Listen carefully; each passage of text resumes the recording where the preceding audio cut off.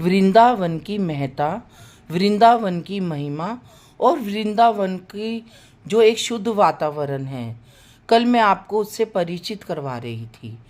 तो वृंदावन की महत्ता और वृंदावन की उपलब्धता, वृंदावन की खूबसूरती, वृंदावन की सौंदर्यता, ये सब हमें वृंदावन में जाकर ही पता चलता है। क्योंकि वृंदावन वो धाम है, स्थान नहीं है।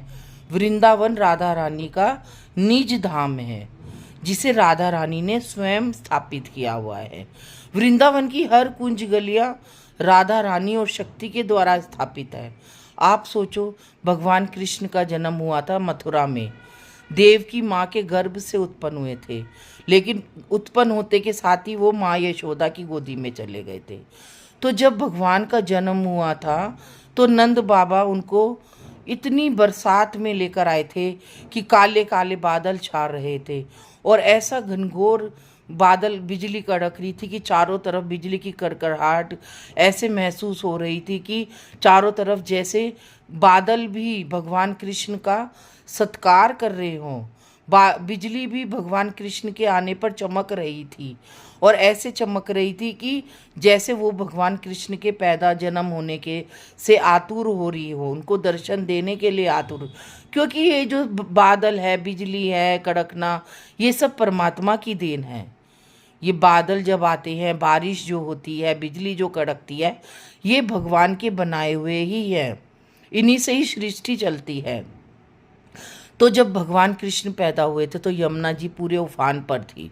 नंद बाबा उनको टोकरी में सर पे रख के लेकर आ रहे थे ताकि यमुना जी से बचा सके। तो कहते हैं कि शेष नाग ने उनको अपने फनों से ढक रखा था ताकि भगवान गीले ना हो, ताकि भगवान पर वर्षा की बूंदें ना पड़े।